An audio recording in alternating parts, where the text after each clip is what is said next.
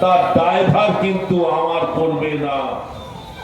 সেই জন্য বন্ধু, আমার নামটা আপনারা কেউ জানেন, কেউ পরে গালাগাল করতে পারেন, আমি তার জন্য একেবারে প্রস্তুত। কিন্তু এরপরে আমার পূর্বপরি বক্তা বলছিলেন যে কাউকে না জানিয়ে আপনারা আকস্মিকভাবে এসে অশান্তি করেছেন।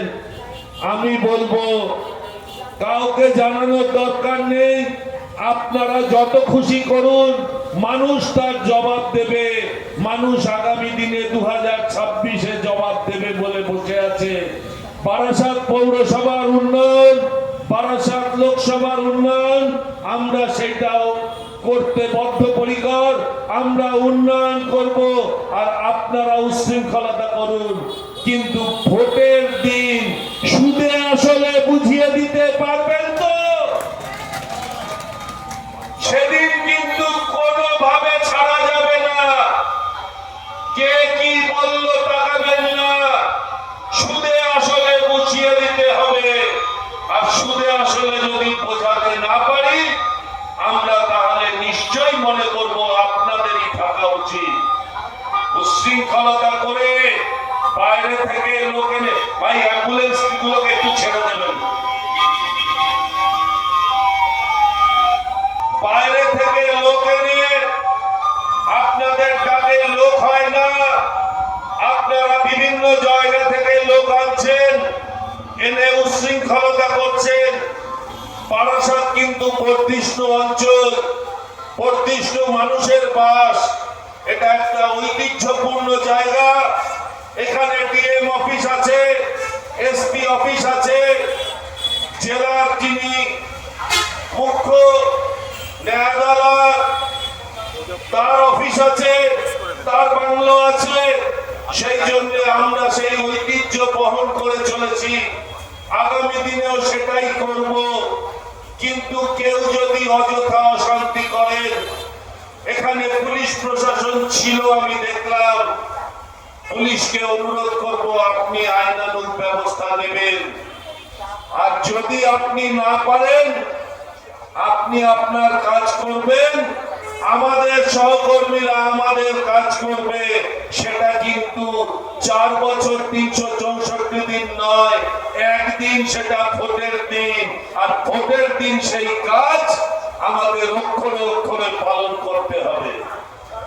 শুনছি কি একটা হবে, এসআইআর, নাম কেটে বাদ দেওয়া হবে। আমি আপনাদের কাছে অনুরোধ করছি, বাংলা বলার জন্য যদি কেউ বাংলাদেশিকে বলা হয়, আমরা যত পারবো বাংলায় কথা বলবো। আমাদের নেতা অভিষেক বন্দ্যোপাধ্যায় বলেছেন, পার্লামেন্টেও আমরা বাংলায় বলছি। যেখানে পথসভা হবে, যেখানে ঘরোয়া সভা হবে, যে কোনো সরকারি প্রতিষ্ঠানে কাজ হবে, আমরা বাংলায় বলবো, বাংলায় করব। যদি কেউ বুঝতে পারেন ভালো থাকবেন, যদি কারোর অসুবিধা হয় তিনি আসতে পারেন, আমরা কাউকে দাঁড়াবো না। কিন্তু কেউ যদি বাংলায় থেকে মনে করে বাংলাকে অসম্মান করবে, তার জায়গা বাংলায় নয়।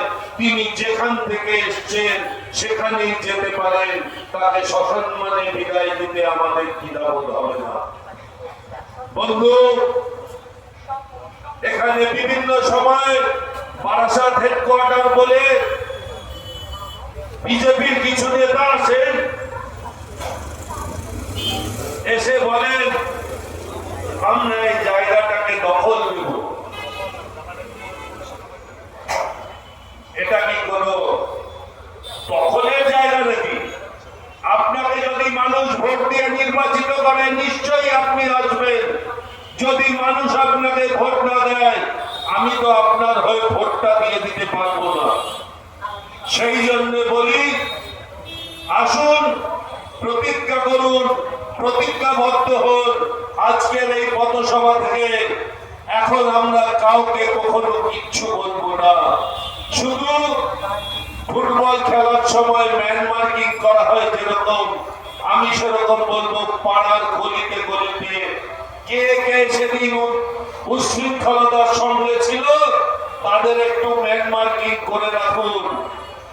ভোটের দিন তাদের সঙ্গে একদম সুদে আসলে বোঝাপড়া হবে, এই আশা রেখে আগামী দিনে প্রচ্ছন্ন ভাবে যদি ভাবেন এটা হুমকি হুমকি, যদি ভাবেন উপদেশ উপদেশ দিয়ে গেলাম, আগামী দিন নিজেদের সূত্রে দিন, নইলে মেদিনীপুর থেকে আসবেন, কুড়িখানা সিআরপিএফ নিয়ে মেদিনীপুর চলে যাবেন, কিন্তু এখানে যে ভাই বোনেদের রেখে যাবেন তাদের কিন্তু রক্ষা করার দায়িত্বটা আর আপনি পাবেন না।